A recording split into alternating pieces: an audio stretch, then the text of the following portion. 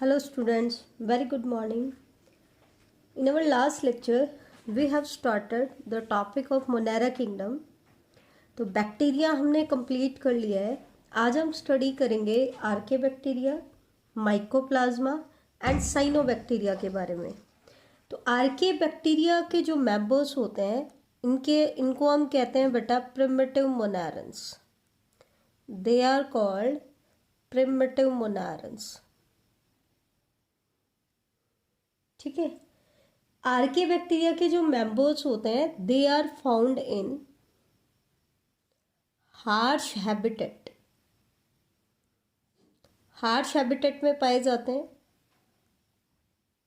Extreme habitat में आपको देखने को मिलेंगे.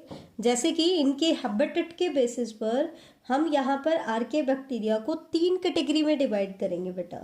सबसे पहले वो आर्के बैक्टीरिया के मेंबर्स जो हमें सॉल्टी एरियाज में मिलेंगे. नॉर्मली सॉल्टी कंडीशंस में कोई भी ऑर्गेनिज्म सरवाइव नहीं कर पाता है, क्योंकि बाहर अगर सॉल्ट कंसंट्रेशन ज़्यादा होगी दैट मीन्स वाटर पोटेंशियल कम हो जाएगा, तो कोई भी सेल क्या करेगी, एक्सॉस्मोसिस करेगी, तो उसकी वजह से सेल की डेथ हो जाती है. लेकिन इनमें एडेप्टेशंस होती हैं, कुछ चेंजेस होते हैं, डिफरेंट सेल वॉल स्ट्रक्चर होती है इनकी, तो उसकी हेल्प से ये साल्टी एरियाज में भी सरवाइव कर जाते हैं. तो ऐसे आर्के बैक्टीरिया के मेंबर्स जो सॉल्टी एरियाज में सरवाइव कर जाते हैं they are called halophiles. Halophiles means salt loving. Second category आती है जो आपको हॉट स्प्रिंग एरियाज में मिलेंगे, which are found in hot spring areas. ठीक है. हॉट स्प्रिंग में क्या होता है बेटा, टेम्परेचर भी हाई होता है और एसिडिक कंडीशंस भी होती हैं, तो इनको हम कॉमनली बोलते हैं thermo acidophiles. They are commonly called thermo acidophiles. Last category आती है जो आपको आर्के बैक्टीरिया के मेंबर्स मार्सी एरियाज में मिलते हैं, दलदल वाले जो एरियाज होते हैं. ठीक है. इनको हम कहते हैं मिथेनोजेंस. इस कैटेगरी को हम क्या कहते हैं, मिथेनोजेंस. अब क्वेश्चन क्या आता है कि आर्के बैक्टीरिया के जो मेंबर्स होते हैं इनमें ऐसी क्या क्वालिटी होती है कि ये हार्श हैबिटेट में भी सरवाइव कर जाते हैं. तो बेटा they have different cell wall structure. इनकी जो सेल वॉल स्ट्रक्चर होती है ये बाकी बैक्टीरिया से डिफरेंट होती है, जिसकी हेल्प से ये हार्श हैबिटेट में भी सरवाइव कर जाते हैं. और वो डिफरेंट सेल वॉल स्ट्रक्चर का कंपोनेंट क्या होता है कि इनके अंदर ब्रांच्ड चेन लिपिड्स होते हैं, जबकि नॉर्मली सेल वॉल के अंदर सिंपल लीनियर चेन लिपिड्स मिलते हैं, लेकिन इनकी सेल वॉल में ब्रांच्ड चेन लिपिड्स होते हैं बेटा. एक क्वेश्चन आ जाता है मिथेनोजेंस की कमर्शियल इंपॉर्टेंस क्या होती है, कमर्शियली हम इनको कहाँ यूज करते हैं.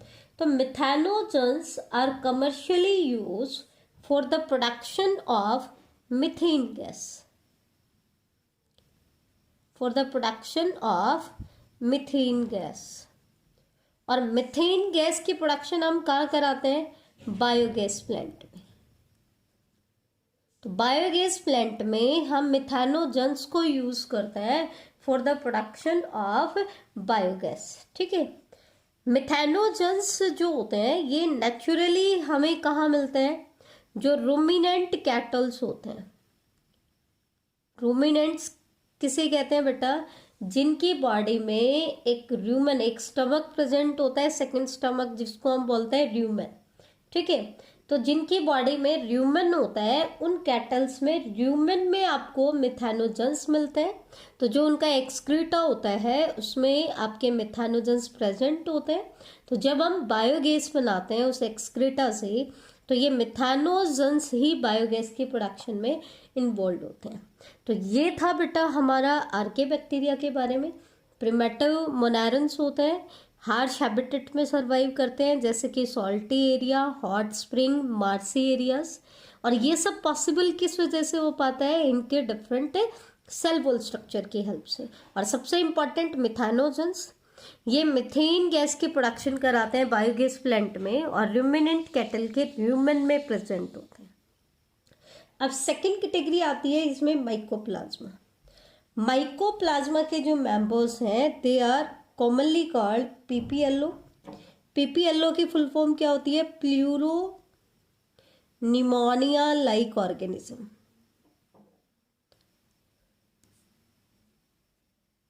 इनको हम क्या कहते हैं? प्लूरो निमोनिया लाइक ऑर्गेनिजम्स कहते हैं। ठीक है, माइकोप्लाज्मा के मेंबर्स को हम जोकर्स ऑफ माइक्रोबायोलॉजी भी कहते हैं। क्यों कहते हैं जोकर्स ऑफ माइक्रोबायोलॉजी? क्योंकि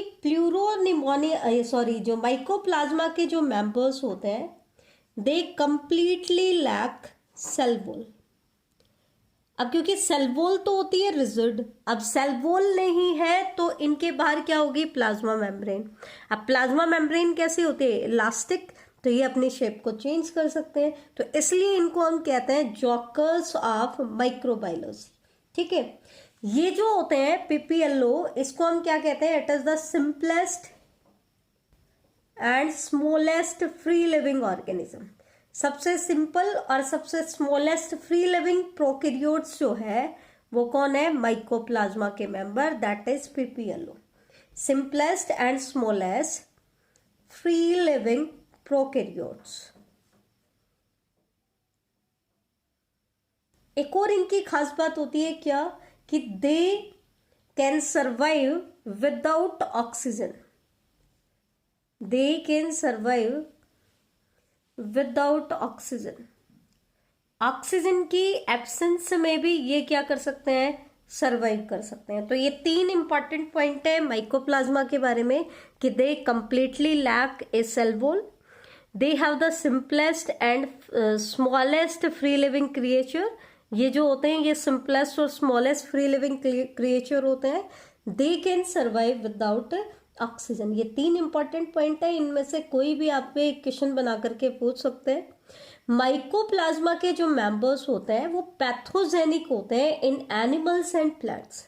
काफी सारे माइकोप्लाज्मा के जो मेंबर्स होते हैं they are pathogenic in animals and plant, that means animals and plants में डिजीज कॉज करते हैं, और उसी के बेसिस पर हमने इसको कहा था प्लूरो निमोनिया लाइक ऑर्गेनिज्म। ठीक है, तो ये थी हमारी सेकंड कैटेगरी। अब हम आते हैं सबसे इंपॉर्टेंट कैटेगरी साइनोबैक्टीरिया।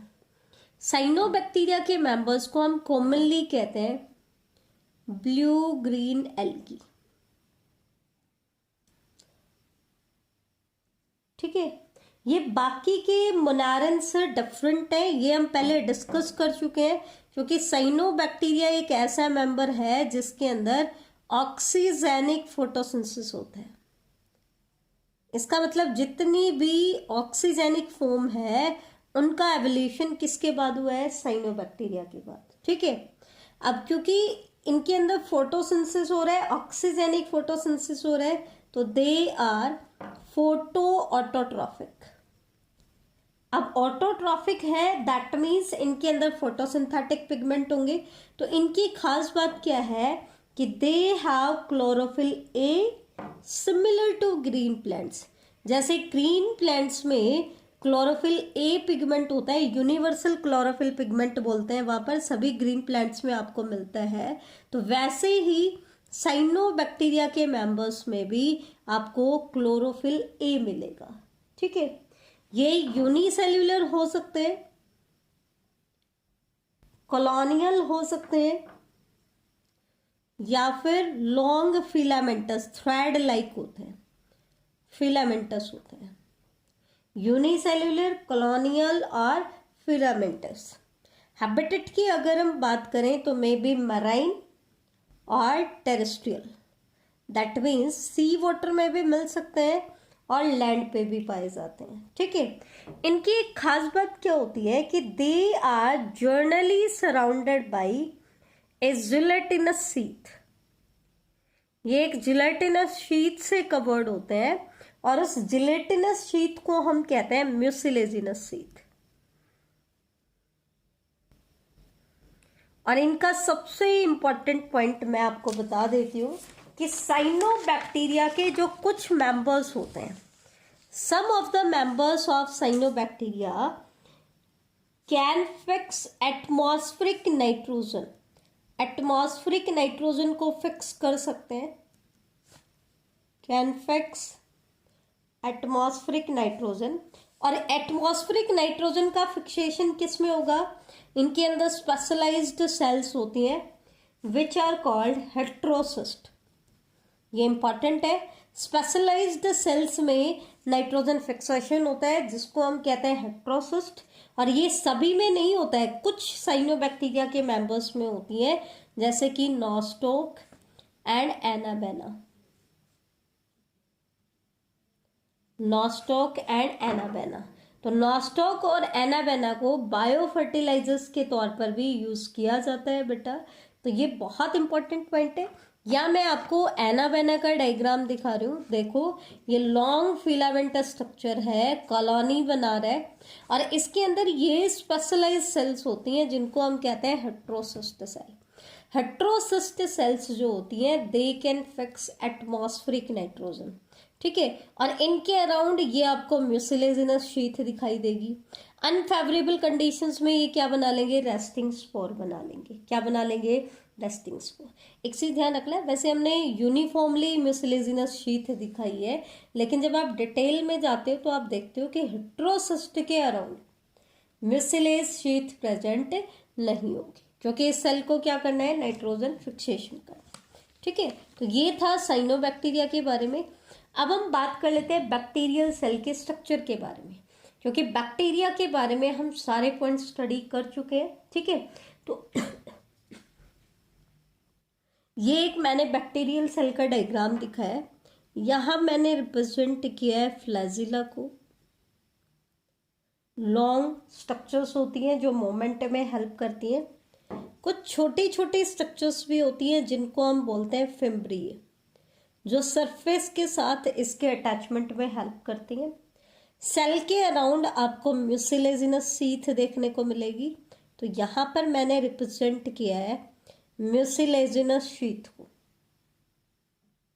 ठीक है। ये न्यूक्लियोइड है, न्यूक्लियस तो एब्सेंट होता है, लेकिन जेनेटिक मटेरियल ऐसा पूरे साइटोप्लाज्म में भी डिस्ट्रीब्यूटेड नहीं होता है। ये नॉन हिस्टोन क्रोमोसोमल प्रोटीन्स की हेल्प से कॉइल्ड हो जाता है, और उस स्ट्रक्चर को हम बोलते हैं न्यूक्लियोइड। क्या बोलते हैं? न्यूक्लियोइड। तो ये आपका न्यूक्लियोइड है। इसके अलावा यहाँ पर है राइबोसोम्स, 70S टाइप के राइबोसोम्स इनमें होते हैं, ठीक है। ये मैंने रिप्रेजेंट किया है आपका सेल वॉल और प्लाज्मा मेम्ब्रेन। तो ये आपकी सेल वॉल हो जाती है और ये हो जाएगी प्लाज्मा मेम्ब्रेन, ठीक है। बाकी का आपका क्या दिखाया मैंने? इसका साइटोप्लाज्मिक कंटेंट मैंने रिप्रेजेंट किया है। तो बेटा ये एक टिपिकल बैक्टीरियल सेल के स्ट्रक्चर है। तो यहाँ आकर के आपका मोनायरा किंगडम कंप्लीट हो जाता है। आई थिंक आप लोगों को सभी को अच्छे से क्लियर हो गया होगा। जितना प्रैक्टिस हो सकता है बेटा आप लोग प्रैक्टिस करें, ठीक है। मोनायरा आज मैंने कंप्लीट करा दिया है। नेक्स्ट लेक्चर में हम स्टडी करेंगे फंगाई के बारे में। थैंक यू बेटा।